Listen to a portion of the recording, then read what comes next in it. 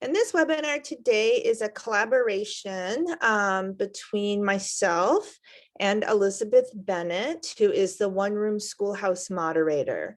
And we spoke earlier this fall, and she told me one of the topics that people from her group were interested in was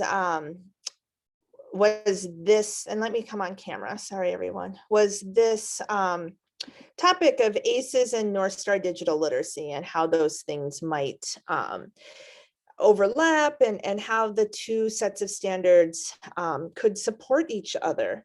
And so Elizabeth and I also collaborated on a webinar last month that was about ACES skills in a one-room schoolhouse. And so this webinar is sort of our second piece where we're trying to talk about ACES and how ACES intersects with some of the other initiatives are so important for ABE in our state. So my name is Stephanie Sommers, and I am the ACES coordinator, which is the role I've had through Atlas for maybe 6 or 7 years now. I also work for Minneapolis Public Schools, where I am the adult diploma coordinator and also the writing curriculum team lead. And my dear Elizabeth works for Burnsville area schools. And I know she's also involved in several other projects such as the TVM, the teacher verification model, and some other things. And if she, in addition to being the moderator for the One Room Schoolhouse group in Mighty Networks, and when she comes back on, she might want to say a little bit more. All right. So we just have a few simple objectives for today. We're going to talk about what are the ACES TIF skills and standards and where can you find resources to support those. We're going to talk about how the different example activities support the development of both ACES and Northstar Digital Literacy. And we will show you some ready-to-use activities and resources. And that last one, peer networking opportunities. We are usually, sort of a small group when we do these types of webinars, and it would be great to have people actively participate and share some ideas in the chat, or even, come on camera or unmute and share some of your ideas as we move through the different activities. I'm sure that all of you have experience teaching these skills, and I'm sure that you would, we would all benefit. I always get such great ideas when people are willing to share what they've been doing also. So I hope that we'll get some folks, helping us out this afternoon.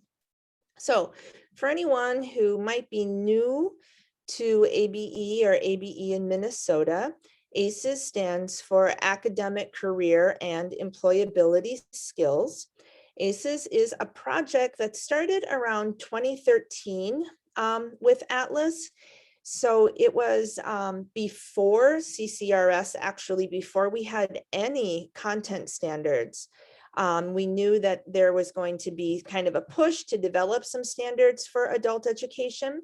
And so Minnesota, always being on the leading edge, decided to develop its own employability skills framework. So ACES is the name of the initiative or the larger project, and the TIF, the Transitions Integration Framework, is the name of the document that was created as a part of this project. And ACES refers to a particular model for developing curriculum. When people talk about ACES TIF, of course, they're also referring to the TIF document, which contains 6 categories for soft skills instruction. In the TIF, we define each category, divided into skills and then sub-skills. And what makes the TIF really special and different from other frameworks like this one is that the TIF includes some sample activities to sort of show how these skills might be practiced in a classroom. And when ACES and TIF first started, there were actually 8 categories. And one of those categories had to do with digital literacy. And we decided to remove that actually. And instead, we have tried to embed some examples for integrating digital literacy throughout all of the TIF categories and all of the examples.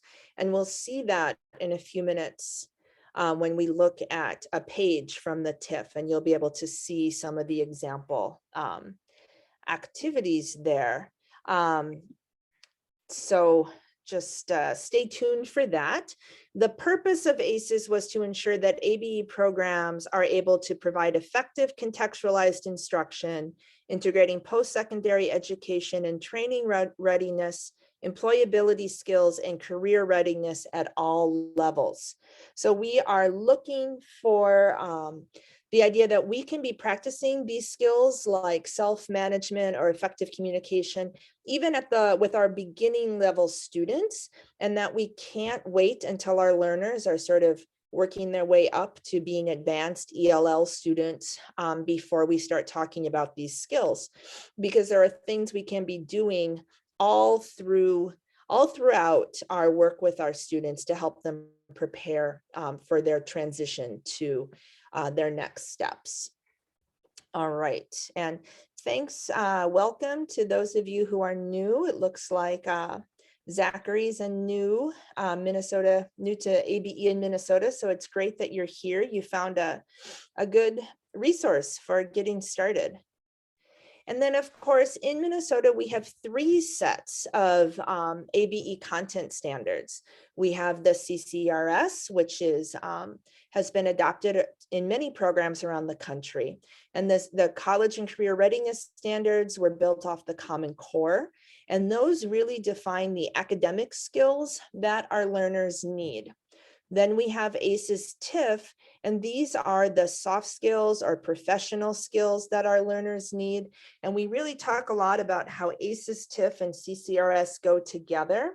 And as a learner becomes more self-directed, is better organized, is able to manage their learning materials, able to take notes, able to ask questions and clarify information. As they build those TIF skills, they're better able to tackle the CCRS, which of course are those rigorous academic skills that we know our learners need. And then our 3rd set of content standards are the Northstar Digital Literacy standards, developed right here in Minnesota and also used around the country at this point. And Northstar was designed to define basic skills needed to access and use a computer and the internet. And today they also have branched out to more about using technology in daily life with information literacy, supporting K-12 distance learning. Those are some of the newer standards that are available. And so the thing about Northstar is all of their materials, they have assessments, they have curriculum materials, they are all available for free to ABE programs in Minnesota. To access some of the resources, you do need to be able to log in. And so if you don't know your login information or don't know how to access the Northstar materials, I would recommend starting with asking your program supervisor and finding out how you would gain that access, because everyone should have access, but you do have to maybe create an account in order to get full access to the materials. So when Northstar started, it was really the list of standards, and then it was the assessments, and the assessments are all online. The assessments have been integrated now into other big initiatives in Minnesota, such as the adult diploma. If a student is seeking to earn their adult standard diploma here, they have to include 5 digital literacy certificates in their portfolio. And like I said, Northstar also does a lot of training and has developed lessons and different types of supporting materials to help teachers implement these standards, which is really, really great. So you can find out a lot more information at the Northstar website. One thing that I think is interesting to point out is that when Northstar was being developed, one of their goals was actually to support standards instruction. And so they were designed to help support the ACES TIF and the CCRS. And something that they have recently added are some alignment maps that help to show how the different Northstar lessons and standards align with ACES TIF. And I think similar work has been done with CCRS. And so if you're trying to plan sort of an integrated lesson and you're wondering how the Northstar and the CCRS and the TIF all work together, some of that work has maybe already at least been started, if not finished, by the folks at Northstar through these alignment maps. Okay, and we'll look at an example of one in just a minute. So in order to find the alignment maps, again, you'll need to log in because they are part of the curriculum units. And so to find them, you log in. And oh, Elizabeth's back. Wonderful. Thanks, Elizabeth. And the curriculum is very easy to use. One thing that I know people like about it is that it's basically scripted. You're given the documents that you would need to use with your students, and you're sort of told exactly how to proceed through each stage of the lesson, the warm up, the guided practice, the independent practice. And so if you're not a person who feels just super comfortable teaching digital literacy skills, they are a great way to start. And I think they're sort of a great introduction to teaching these skills, and they help you as a teacher think about the kinds of things you should be saying or the way that you should be modeling the skills to help your students as they start to build their own knowledge in each of the areas. So the alignment maps are found within the curriculum. So you have to log in, and then you have to choose a unit, and then the alignment map will be in there with all of the lessons for that unit. And so to find the maps, you would need to log in. So you can see in the upper right corner of my screenshot here that I had logged into my account. And then once you're logged in, Northstar Curriculum will become one of your options that you could click on. And then in case you haven't had a chance to look at the curriculum yet, so there are each of these are the way the units are sort of divided. So standards for essential computer skills, those were the original units. Then they've added software skills, and then technology and daily life. And so you would click, these represent units. And so under essential computer skills, there are 5 units, and then each of those units would have lessons. And so, for example, for internet basics, you can see that there are 9 lessons available there. And then sort of blended in with the other materials for this unit is the alignment map. And so you can kind of see the arrow pointing, it's the 3rd thing on that bulleted list. I'm pointing this out because when I first went looking for the alignment maps, I couldn't find them because I thought they would sort of be set apart and not in the rest of the unit materials. And so you find them in with the lessons, which makes sense once you know that's where to look for them. And so here's an example of one of the alignment maps where you can see the TIF category on the left, and then there's the main skill here. So this is skill 1, then there's a sub skill, and then it tells you where in the Northstar lesson you would be able to find activities for practicing this particular skill and sub skill.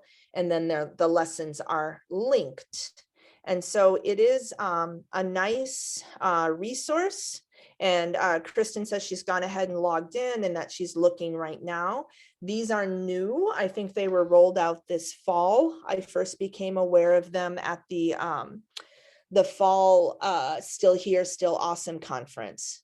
So they're new and available for anyone, like I said, as long as you are logging in with your Northstar Digital Literacy login credentials, okay?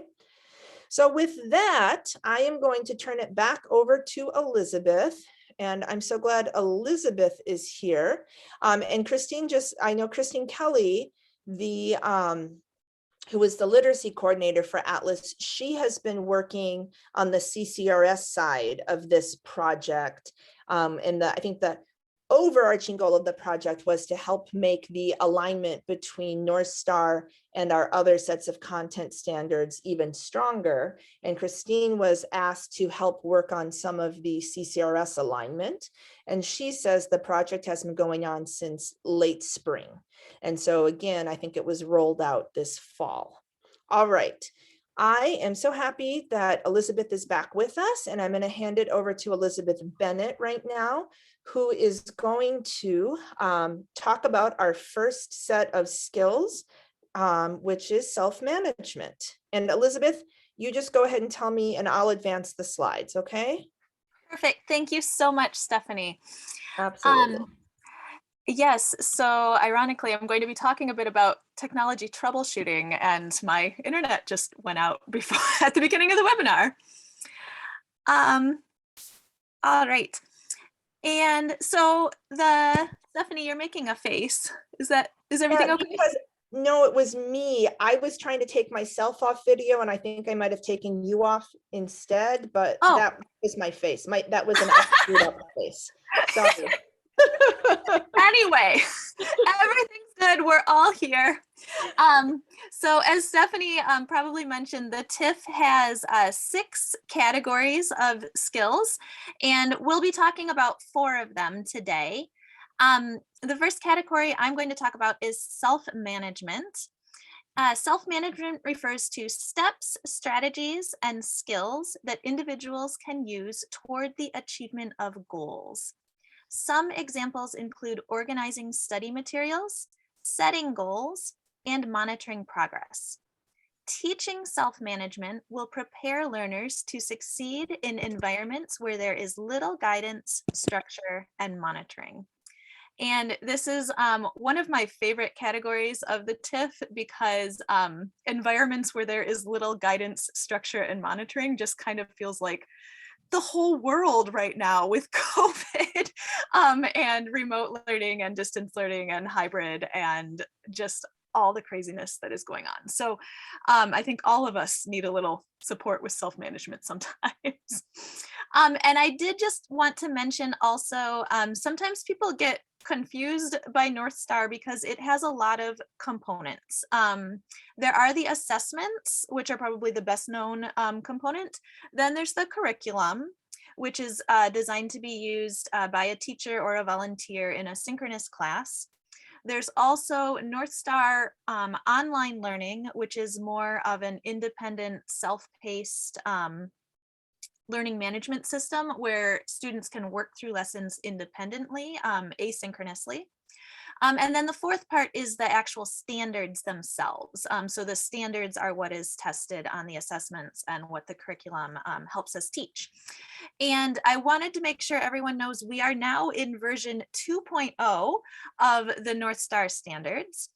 And the newer version 2.0 includes standards in the areas of supporting K-12 distance learning, also Google Drive, Google Docs, Google Slides, and Google Sheets. So all those Google applications, especially as more and more ABE programs start using Google Classroom as a learning management system, it's really, really nice when your learners are able to use these other online tools. Supporting K-12 distance learning and Google Docs already have curriculum units, and assessments that learners can take. Google Drive, Slides, and Sheets do not yet have curriculum or assessments, but I am holding my breath and eagerly awaiting the day when we have those too. I'm sure the Northstar team is working very hard to create those. But even if you don't have curriculum already laid out for you, I think if you are familiar with the other Northstar curriculum units, at least the standards provide you with a really nice starting point, just for thinking about what do my students need to know and what should I be teaching them so that they can use these tools effectively. Okay, we can go on to the next slide. So Stephanie created this really cute template about pairing the skills in the TIF and the Northstar standards. So up here, we've got the, at the top, just a snapshot from the TIF. And this is what Stephanie mentioned, where all of the 6 areas of the TIF have great examples in that booklet of activities that you can do to support the standards. The one highlighted here shows self-management, and it shows some sample activities for skill 1, set realistic goals and work independently to achieve them. Subskill A, identifying steps to achieve a goal. And it has both more traditional activities and then technology activities also. So even if you're not using the Northstar curriculum, you have some great ideas right there in the TIF booklet for you. But I wanted to focus on the subskills B and C of this self-management skill 1. Subskill B is identifying potential obstacles, and subskill C is using strategies and resources to overcome obstacles. And I thought this paired perfectly with skills 12 and 13 from the Northstar standards on supporting K-12 distance learning, where we want to help our learners be able to troubleshoot common technical issues, and then also advocate for their K-12 student specific needs and/or ask for technical help. So on the next slide, where I'll talk a little bit about where you can find resources to do this in the Northstar curriculum itself. Lesson 7 of that unit on supporting K-12 distance learning has some really it's all about troubleshooting technical issues. So as you go through the lesson, you'll teach your learners to identify common technical issues, and then towards the end of the lesson, they have several troubleshooting scenarios that learners have to explore with a partner, and just practice identifying the problem and then identifying possible things to try. We can go to the next slide. This is part of what the Northstar curriculum calls pair explore time. And this is part of, I think, every lesson in the Northstar curriculum, and it's really fantastic. You can see this is a screenshot from that TIF alignment document that goes with the curriculum unit in Northstar. And it's telling us that in this particular unit, and really all of the units, we help our learners learn this self-management skill of using strategies and resources to overcome obstacles. During the pair explore time, learners get used to using phrases to get and give help. And I love this. They use these phrases routinely to get unstuck during computer-based tasks. I think one of the biggest stumbling blocks for people is you try to do something new with technology, you get stuck, you're worried, what if I do the wrong thing? What's going to happen? I don't know. I'm just going to turn it off and forget about it.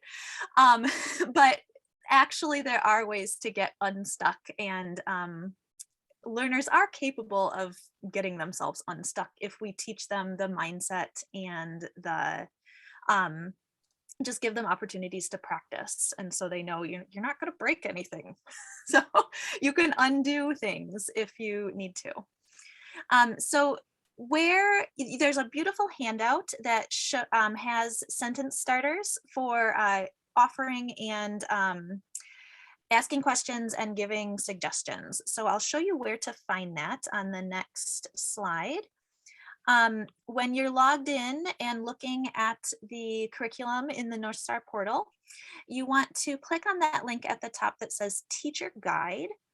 And then on the next slide, once you are in the Teacher Guide, there's a section on how to facilitate pair explore. That's a really core part of each lesson and really probably my favorite part of this curriculum.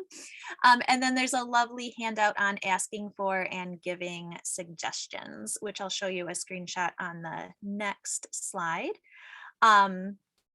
This was created by the wonderful Jessica Jones of Literacy Minnesota. Just some great phrases for students to have in their pockets to use in problem solving with technology or with lots of other situations in life. And this is so, I just think this is so great. When learners gain confidence troubleshooting with each other, with a partner in a supported situation in class, then they can help their children troubleshoot.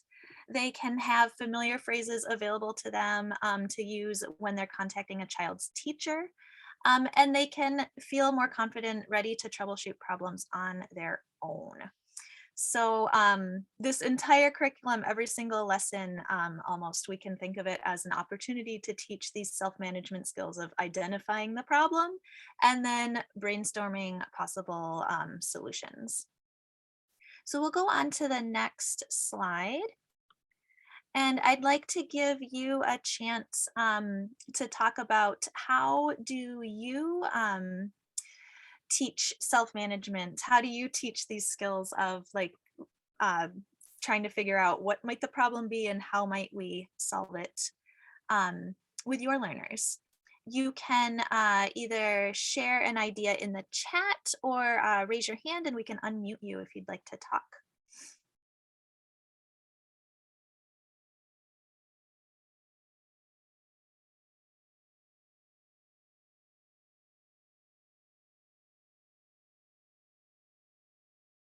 And Stephanie, are we on the what do you think slide? There we go.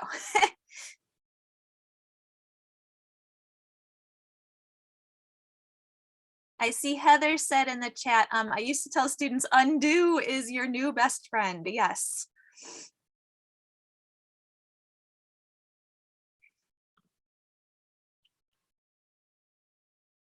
Heather asks students to describe the problem.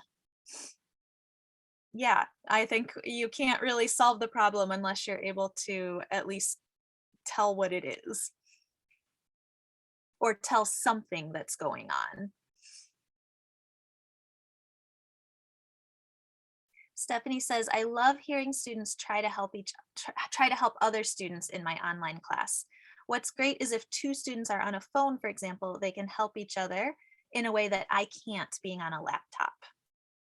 Yes. Patsy uses the questions, what do you see?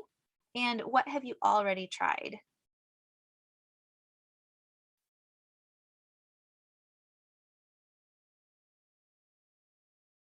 Yeah, it takes me back to that elementary teacher saying like, ask 3 before me, try to ask 3 classmates for help before you come to the teacher.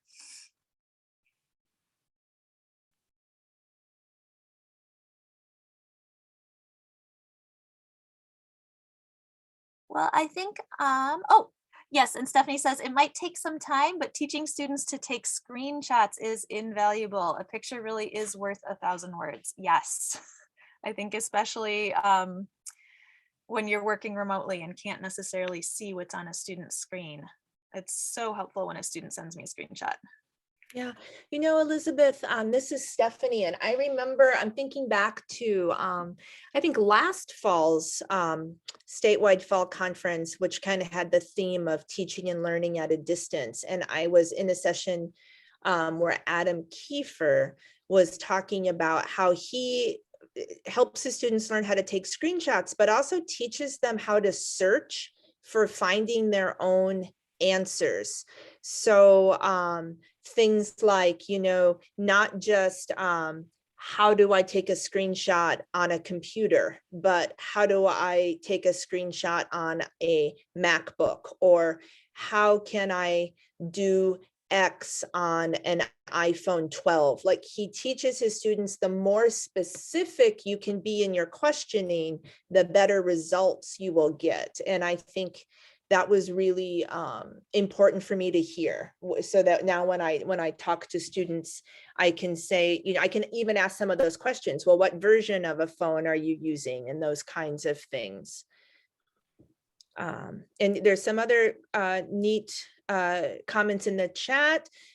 Kristen says, that helped me recently with a student who made a screenshot. Yes, screenshots are definitely my friend, especially when a student is maybe using a different kind of device and I really don't know what they're seeing all of the time. And Christine Kelly says, I think a great question we can ask ourselves as teachers is, what can I teach students to do so they don't need me, right? So I think that really relates to what Adam tries to teach his students about: be as specific as you can be when you ask your questions, because in general, that will help you to find better answers, and that you can put that into a Google search and probably get some pretty good results, and even videos and things.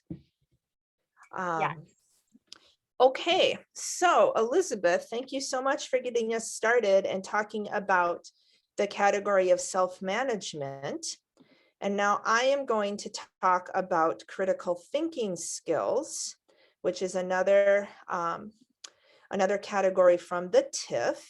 So critical thinking requires disciplined thinking that is open-minded, rational, and informed by evidence in order to arrive at decisions or conclusions that go beyond factual recall.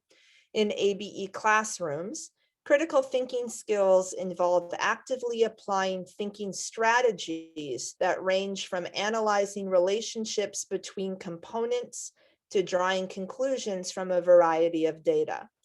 Critical thinking skills are increasingly essential for ABE learners to succeed in the workplace, higher education, and in navigating the complexities of 21st century life. It probably will not surprise any of you to learn that when employers are surveyed about the most important skills that they are looking for when they hire, critical thinking skills and effective communication skills are always at the top of the list. And if you would like to read more about that, there was a great article in the COABE journal this summer in the workforce edition about closing the soft skills gap. And it specifically called out the skills that our students are most actively or most often sort of missing and that are most valued by employers. So for critical thinking, I was looking at skill 2, which is solve problems, and then specifically sub-skill C, identify information needed to solve problems. And I was pairing that up with one of the skills from the Northstar Information Literacy section, which is monitor extent to which information solves a problem and know when additional information is needed. So there's a great lesson here, and it's lesson 7, using research to make informed decisions. And I didn't want to talk too much about these lessons because I didn't develop them, and you can look at the lessons yourself. And there are people who are better able to answer your questions about the lessons than me. So I kind of looked at this lesson and I thought about how I might teach this skill in my class. And so I was thinking about, important questions that our students might want to ask. And so one question that I know my students have asked and that you might have had conversations with students about would be around, about the COVID-19 vaccine, whether the vaccine is safe, where you can get the vaccine, how much the vaccine costs, those kinds of things. So I was thinking about a way you could structure an activity where students are practicing asking questions, and then they're going online to try to find answers. And so this is just an example, the COVID-19 vaccine. And so I thought about some questions I thought my students might ask, or ones they have asked. How much does it cost? Is it safe? Will it make me sick? Where can I get vaccinated? And can my kids get it? Can my kids get vaccinated? So then I went to the Minnesota Department of Health website. And of course, they have a whole section devoted to COVID and COVID resources. And what you're seeing on the left side of this slide are the questions I had in my head. And then I took screenshots of where on the website where it had answers, different sections where you could find answers to these questions. And I thought a really easy activity would just be to show something like this to students, and it could be in a slide, it could be on paper, and ask them to kind of match up. Where would you click to answer each of the following questions? So we're just kind of reading headings here, and we are deciding where would I even begin to find my answer. So how much does it cost? That's not here. But the where can I get vaccinated? It looks like I could match that up with the first section here. And can my kids get it? I'd probably match that up with children and teens. So a big thing to me when I think about teaching digital literacy skills is actually teaching a skill, something to improve a student's ability to find information online, navigate that information, improve their ability to create a document, improve their ability to interact with a website, maybe by filling out a form. So in the work I've done with talking to teachers, with being sort of a teacher coach in different capacities, working with some different cohort groups and looking at lesson plans and things like that, what I find is often we use technology as a tool.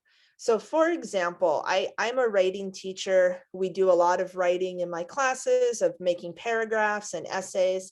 And very often, the way that I would integrate digital literacy was the students would do their writing online. But I was more focused on the writing skills. And when it came to them actually being able to properly format a paragraph, for example, I realized that I wasn't so good at explicitly teaching those skills. Like, here's how you highlight text. Here's where you would click on the ribbon in order to center that text. Let's practice how we manipulate font and change the size or change the formatting, like to make something bold. I never took the time to actually teach those skills. And so what would happen is a student would create like a paragraph, and then at the very end, I might sit with them and kind of help them get through the formatting piece, right? And so it's really thinking about that. I really just reflected on how often we use technology as a tool, a learning tool, like maybe we go online and use a website, maybe we go online to find information.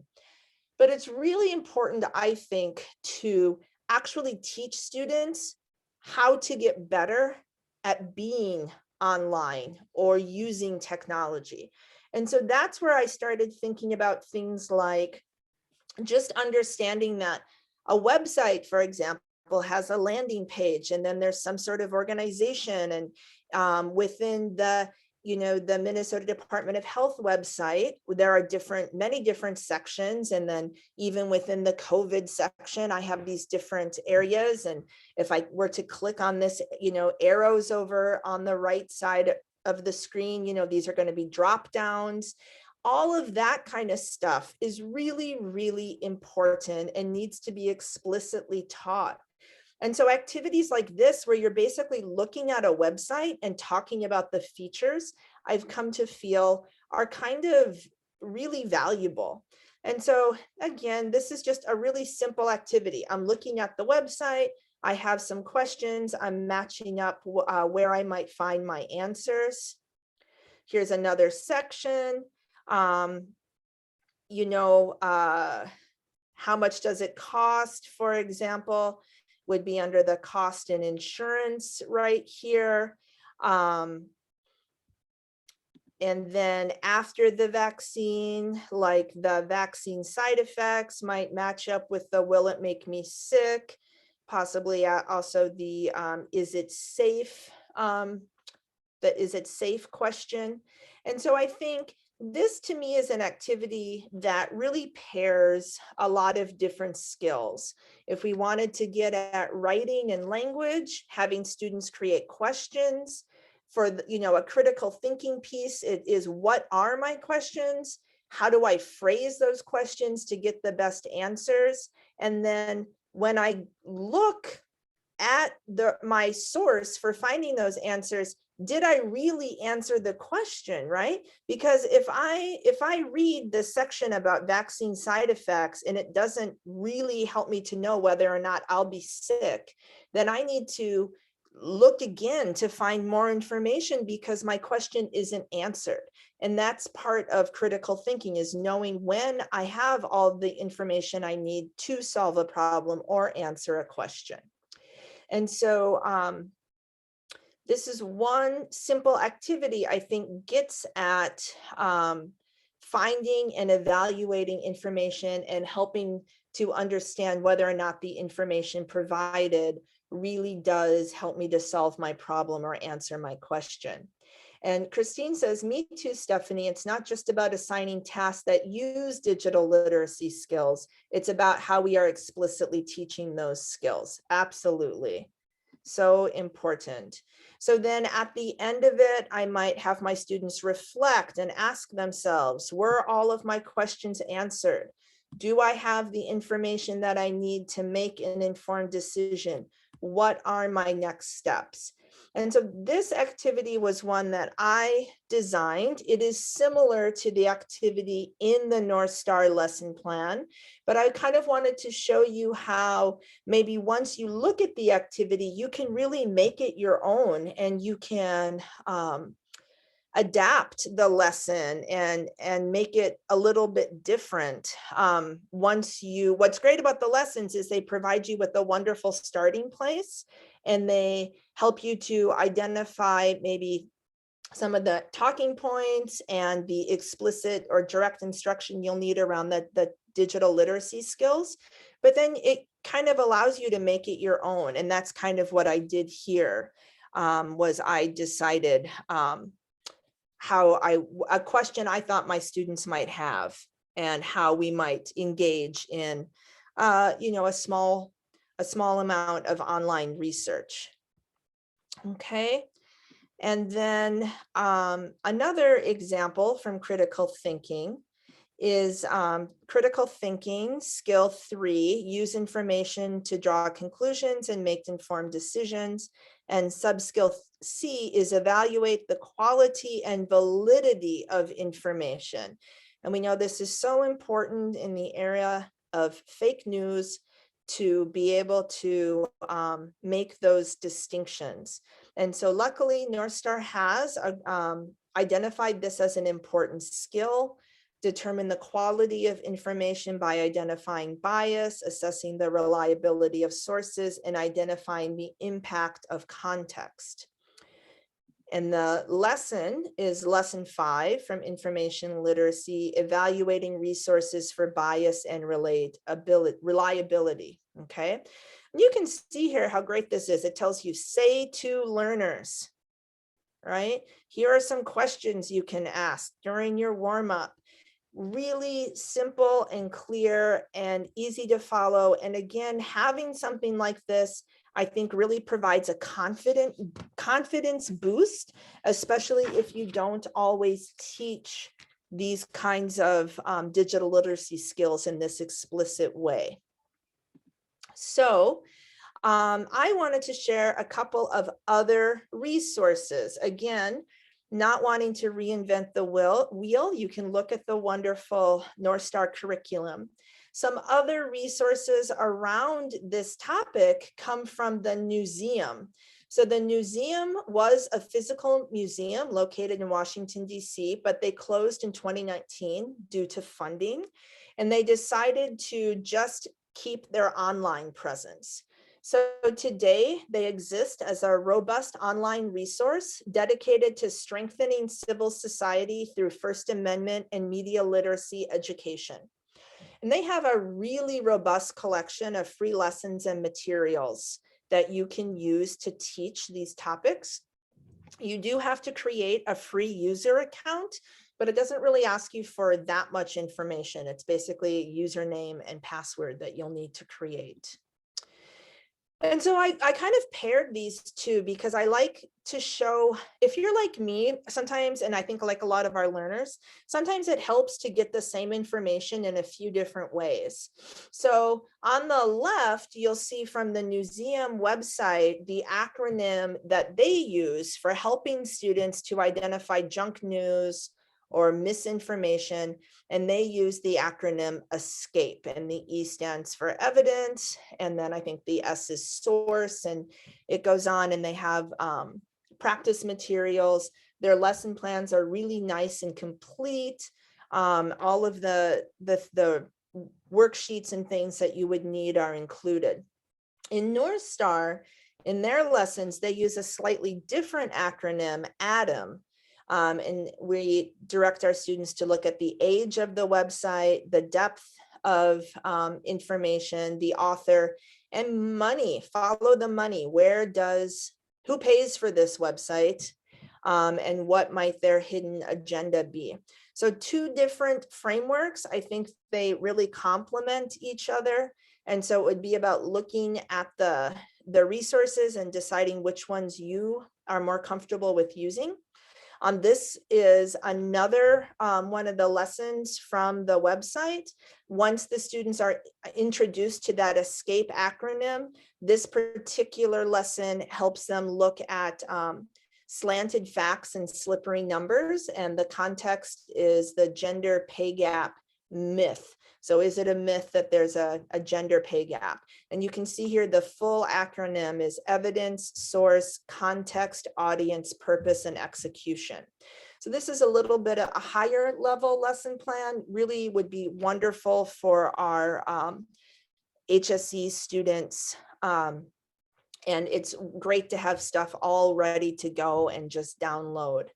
So this is just a quick snap of some of the lessons they have available. They've got a video lesson on sources.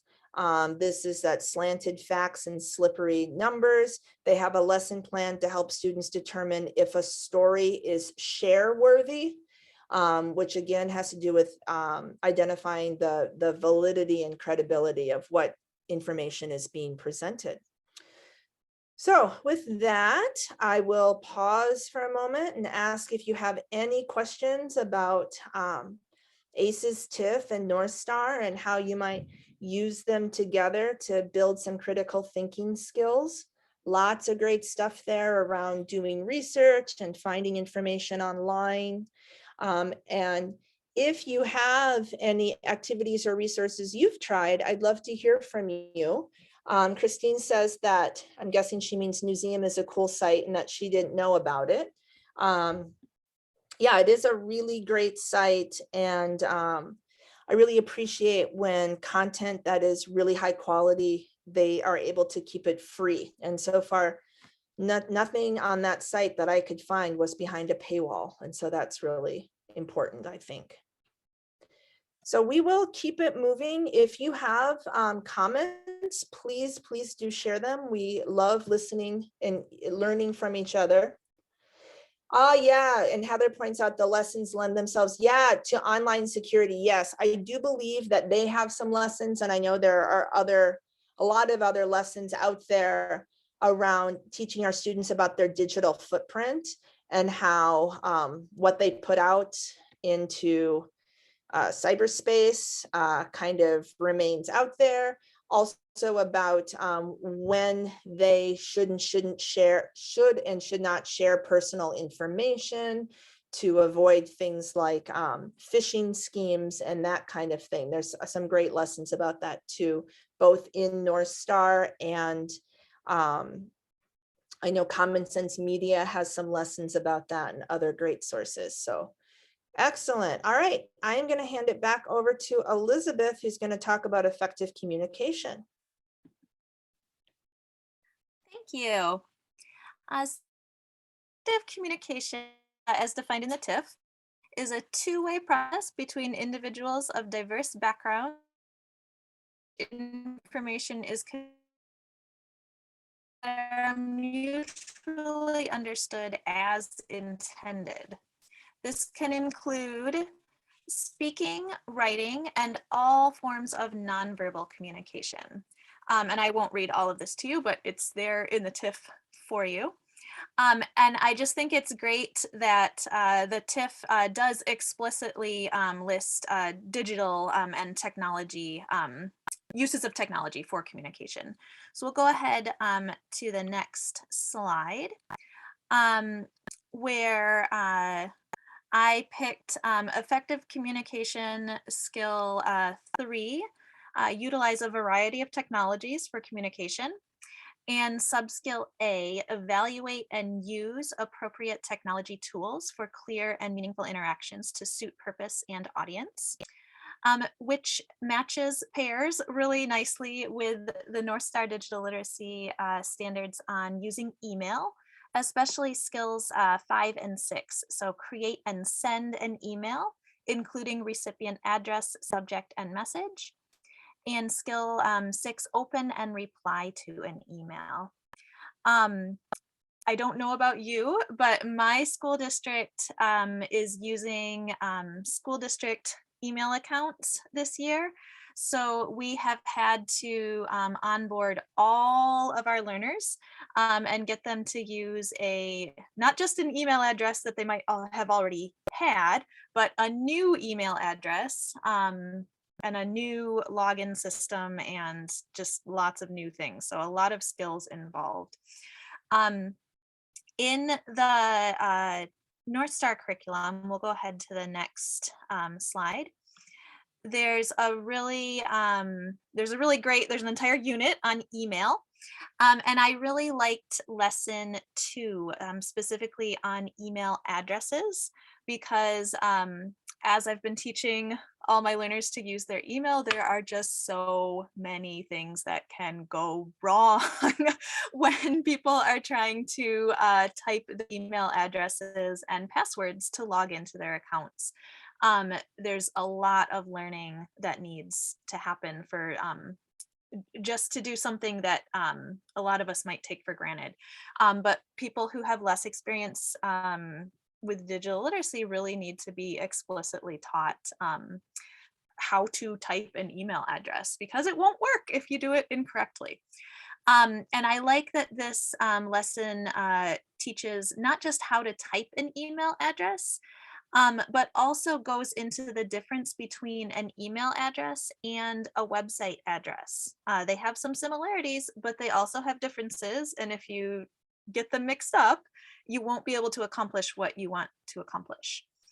The lesson even has a section on incorrect email addresses and how they can be fixed. So really great practice for my learners and probably yours as well. Let's go to the next slide. I'm going to share with you something that I have created for my classroom. And I'm sharing it with you not necessarily as a perfect example activity, but more as just kind of a quick and dirty resource for you as a teacher. Like, I know we're all very busy, and I don't always have time to teach, frankly, everything as in depth as I would like to. Um, my program has a hybrid model, so we have online class once a week, sometimes more often, depending on COVID and other factors. And so when I get a new learner, like, they have to be able to log into their email and join online class really soon. It's urgent. So sometimes we just have to get it done.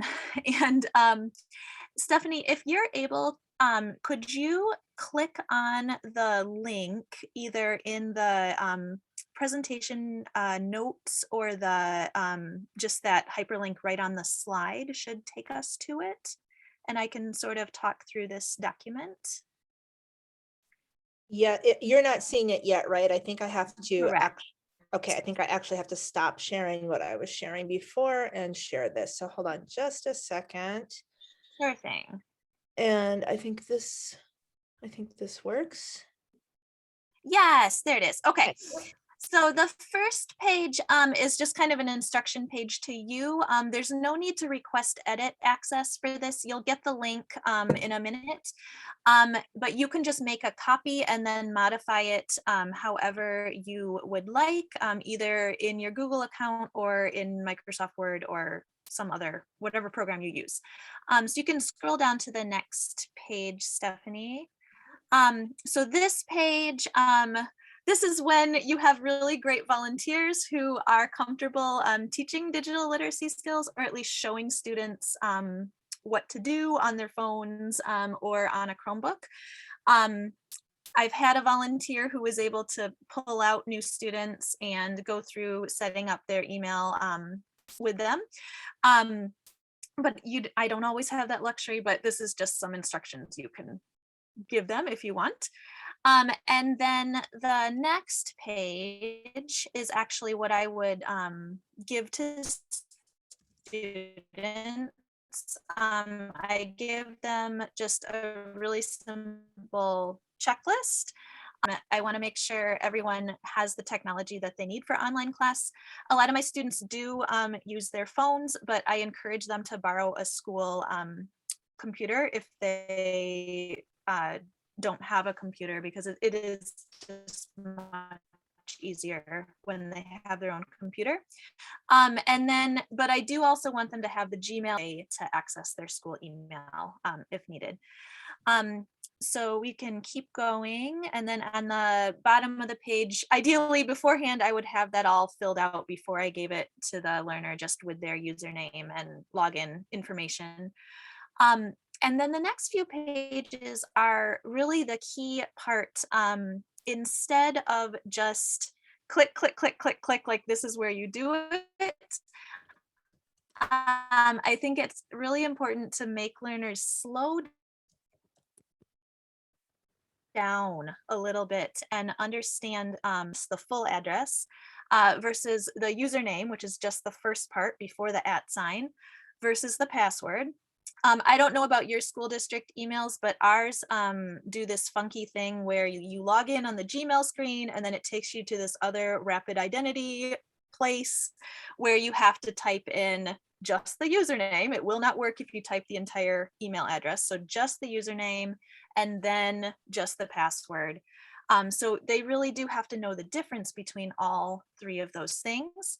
So I have them write it on paper first before they even touch anything on their device. Let's write it on paper so you get that experience of understanding that those three things are different, and you know which order to enter them in.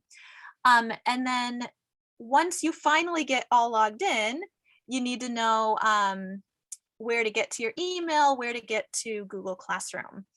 So I have them circle that waffle menu at the top, the 9 dots that you click on to see all the apps, and then circle where are you going to click to get to your Gmail and where are you going to click to get to Google Classroom.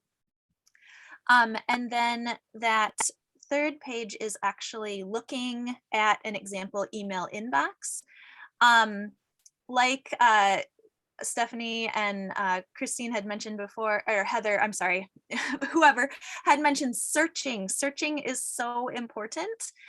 So I have them circle that search bar at the top where you can type in Google Meet link if you can't find it for some reason. And then look at the subject of those email messages and find 2 of them that you think would contain the Google Meet link for our class. And then at the very bottom, look at what an email looks like after you click on it, and identify where is the link that you have to click on to join class. So again, this is kind of just the quick and dirty version. It's not really teaching a whole lot of concepts about, I mean, it's teaching some concepts, but it's just, how do you log in? Like let's address the most immediate issue. And then the next activity I want to show you actually goes in a little more in depth. Thank you, Gail. Gail just chatted it out so we can look this document that Stephanie is showing you, activity 1. And then activity 2 is a Jamboard. So if we could take a look at that, the link is on the next slide. Sorry, Stephanie. That's okay. So just give me a second. Sorry. Let's stop sharing this. And now I am going to go back to our PowerPoint, right? Yes. And I'm gonna go here and I'm gonna click on this, and sorry, I can't stop myself from completely narrating what I'm doing here. Okay, hold on just a second. And I think this is it. Is this yes, there it is. Okay. perfect. So same thing. So this is in Jamboard. And again, if you use Jamboard and it's helpful to you, there are instructions there for how to make a copy of this Jamboard. But if you don't use Jamboard, no big deal. It's really easy to recreate something similar in Microsoft Word or whatever you prefer. Stephanie, if you're able to click on the arrow at the top, there's that rectangle that says 1 of 4, and then there's an arrow to go forward. Oh, yep, I got it. Yep, there we go. Okay. Yeah. So I used this on Jamboard in my class. I was hoping that students would also be able to access the Jamboard and do some of this editing themselves. But it actually turned out, since most of my students were on phones, that requires another step of downloading the Jamboard app and then having to like write on it with your finger on a really small screen, and it was just too hard. So I projected it and we did it together as a class, and then I was able to print out copies of the slides to just give the students on paper, and it worked just fine. So we just looked at all of these possible ways that people might try to write a district email address, and found the mistakes and corrected them. So like putting extra spaces tended to be a big problem. So there are a lot of those with spaces that needed to be removed, or .com or gmail.com when it had to be the isd.org. If you want to click forward, Stephanie, to frame 4. So just had some more mistakes to correct. And then some other ideas. These are getting more into really the conceptual understanding of digital literacy. I think too often digital literacy is kind of compacted into just click here, and then you're done. And I feel like that's kind of parallel to, for a vocabulary lesson, like just memorize the definitions. You remember it for a while, but it doesn't really stick with you. And same thing, if you know where to click, that's fine. But then as soon as Google updates something or the website layout changes or whatever, then you don't necessarily know what to do anymore. So it's really important to teach students not just where to click, but also like Stephanie was talking about, the underlying structure of a website, or the concepts, like how is an email address constructed and how is it different from a website address, and so on.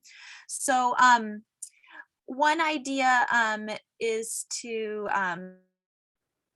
idea I borrowed from Stephanie, similar to true false dictation, where you have like a T-chart, and you can give students a sentence, and they listen and write the sentence.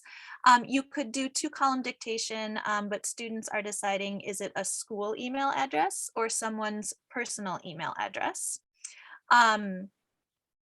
Another idea, if you do like mingle activities where you give students a prompt and they stand up and walk around and talk to different people in the class, I like to do that, but I give everyone a blank grid.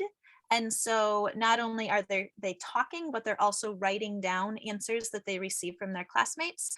So you can collect your classmates' school email addresses and practice asking, how do you spell that?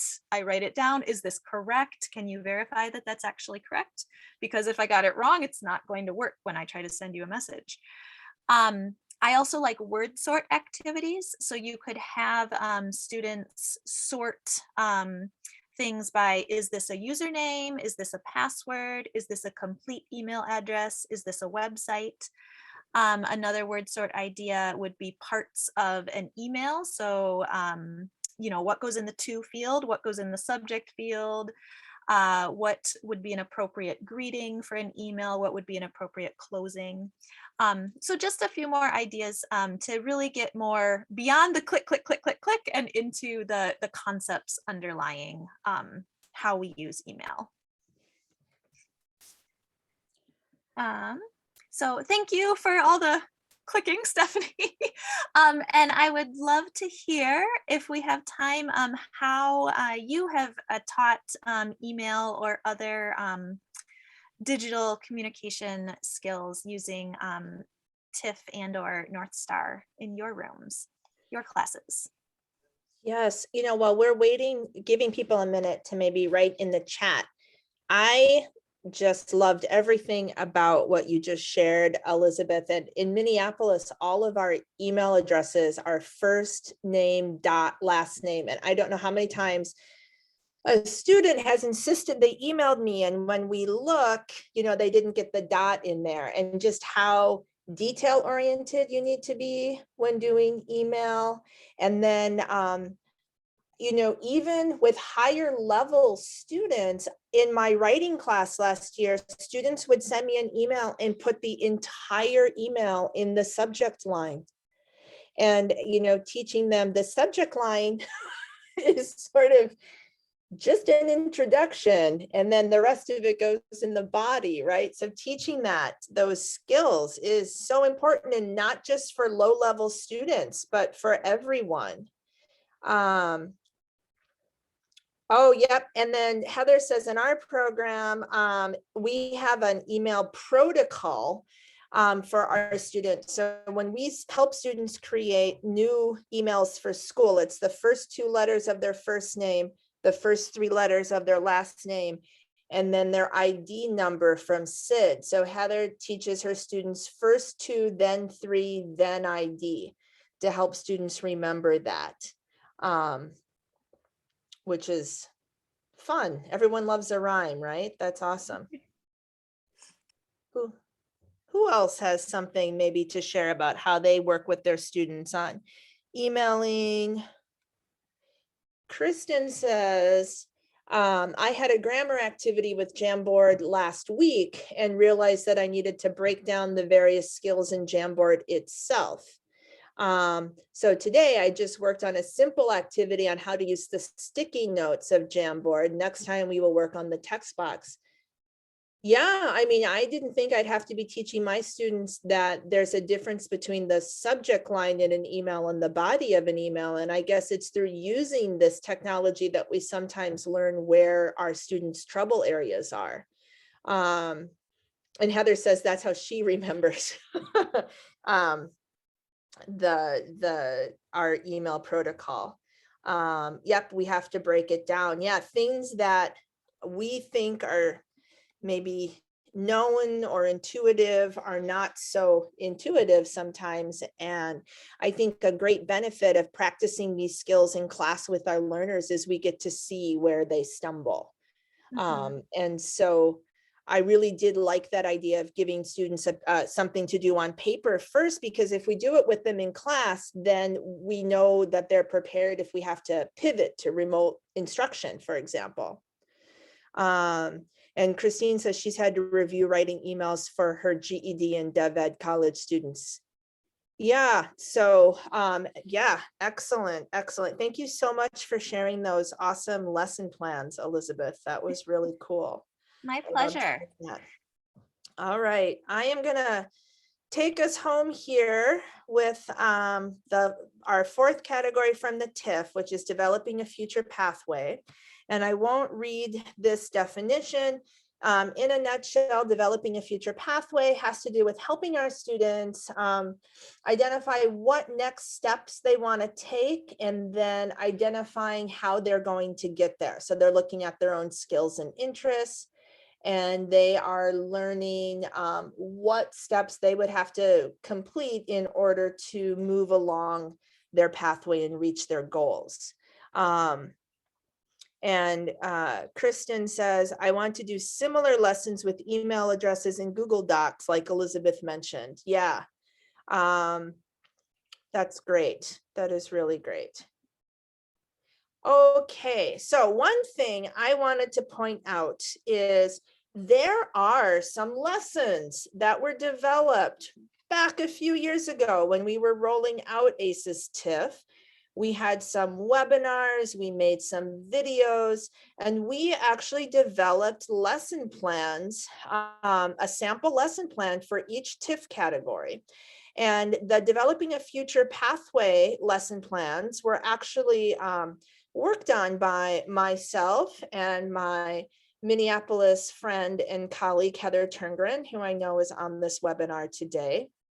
So we kind of developed these together, and I believe Heather worked on the advanced plan, and I might have done the more beginning and intermediate level. But these are lesson plans that you can download and use, adapt, change, that are available on the Atlas website in the ACES resource library. And I'm highlighting these in particular because the one for the advanced level here includes some materials you could use to practice digital literacy skills with your students, and it really dovetails with what's available in the Northstar curriculum. So on the left, that just is a little bit of a showing you what the lesson plan looks like, and on the right, this is from the materials. It's a grid that Heather developed or possibly modified to be used with My Minnesota Careers website to help students take notes when they are looking at that career information. So, you know, I'm pointing out that some of these materials, you could put together a lesson using existing materials here very easily. And so again, it's the My Minnesota Careers website. You would help your students choose a career, and then they could fill out some of this information here to practice some of their digital literacy and developing a future pathway skill. So sometimes we work on these things and then we kind of forget about them. It's as the years go by, but these really are great lessons. And especially if you are new to ACES TIF or new to ABE in Minnesota, these would be some great resources for you to use, free and available to anyone. So for developing a future pathway, we're going to look at skill 2, explore available options in order to identify one's future pathway, and subskill C, conduct research on community resources, education, and training options. And then in Northstar, from the Internet Basics collection of lessons, and skills, we're looking at demonstrate familiarity with website structure, such as landing pages and internal pages. And the lesson that I thought works well here is lesson 3, navigating websites, which again really directs students to look at some of those website features, such as hyperlinks, for example, so that students can differentiate between a landing page and maybe different tabs and the internal navigation of a website. So to do that and think about careers, the My Minnesota Careers website is a great one. And this website, sorry, divides its content into different sections. So if you work with ELL students, there's an ELL portion of this website. That's the purple button you see there. If you have higher level students, GED or HSE students, you could go to that section of the website, which I think was designed more for native English speakers in Minnesota, and that would be the green. On the ELL, if you're using the ELL version of the site, it's simplified search results. So students get back fewer choices to kind of sift through, which means there's less content to navigate. So if they clicked on find a career, the careers are, it's sort of pared down to be more manageable and probably just what's most in demand in Minnesota. So if they clicked on health, for example, then they just see, I think, like a couple of choices. So one of those would be home health aid. And this is all of the information that they are presented with: duties, wages, what training is needed, will there be jobs. We could spend time teaching students about the navigation off to the left, where they could click on different sections of the website. Also, once they have selected home health aid, you know, what does it mean? The parts that are in blue and underlined, those are hyperlinks, you know. So in addition to using the website to get this great content, we could also be using it to talk about the features of a website. For HSE students, you can see it comes back more the way we would, if you've ever used other career sites, you get a lot more choices, a lot more results, and the information presented goes more in depth. So it's nice that the English language learner version makes it a little more accessible for our students, and just kind of simplified results. So I was trying to think about what are some things we could do after we've looked at the website, and maybe you would have some ideas. So one thing would be using the website and filling out that chart, like I showed you from the lesson that's available. Doing scavenger hunts is something that I know people really like to do with websites sometimes. I'm always thinking about writing. So having students maybe take notes about 2 different jobs or careers, and maybe completing like a Venn diagram to do some compare and contrast. Maybe writing a summary of one of the careers to practice some writing skills. So I like the idea of using the website both to practice learning about a website, but then actually using the information to kind of extend the lesson and bring in some other skills. So that was one of my examples. The other one is developing a future pathway skill 3, effectively complete the steps needed to enter into a selected pathway. And we're looking at sub-skill C, implement appropriate strategies to complete each step. And so one of those steps is actually applying for the job. And that overlaps very nicely with fill out an online form, which is from Northstar Skill 9. And Elizabeth says, if your program has a Minnesota Opportunity Corps navigator or someone similar, You can have students write questions to ask that person about jobs and the job search process. I love that idea, and actually asking questions is one of the activities I was going to show here. And so here is the lesson. There's a lesson about filling out online forms. And what I loved was I hadn't looked at the lesson yet, and I Googled practicing online job applications, and I found the same site that is referenced here in the Northstar materials. And that site, which I am sorry, a little bit of this information is being covered up by when I downloaded the slides to PowerPoint, we have a little bit of a issue because they were created in Google. So I apologize for that. But this website is awesome. It is just a fake online job application where none of your information is stored. And I didn't know about this until I was preparing for this webinar, but I love this. It comes from Minnesota State CareerWise, and students can go through. You could talk about, what does it mean when one of these fields has a star, that is required information.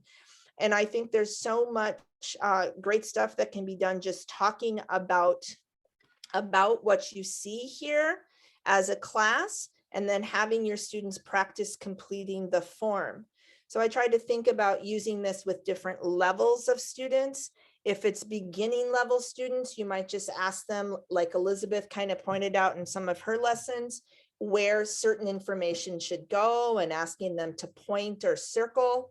For intermediate level students, completing maybe the application together. You could even maybe have them follow along and everyone uses the same information, like the same kind of dummy information to practice. So everyone fills in, Tom for the first name and Jones for the last name. And of course, for advanced level students, they could certainly do it independently. And then, that would be their practice. So, but another idea I had when it comes to practicing online forms, not just job applications, but requesting information from something like a community college, which is similar to what Elizabeth said about requesting information from maybe someone at the workforce center. So I looked on the Hennepin Technical College website and also the Minneapolis Community and Technical College website. And of course, both of them have ways for you to request information. And if you were to click on that request information button, you get this form here, which I thought is another way to practice an online form, right? So if we were beginning level students, we might just answer basic WH questions about all of the tabs that go across the top of these pages. If it were an intermediate level student, I might ask them to look at the list of courses and choose one to request information about, and then complete the request form. And if it were an advanced student, I might have them choose a course from the list of offerings.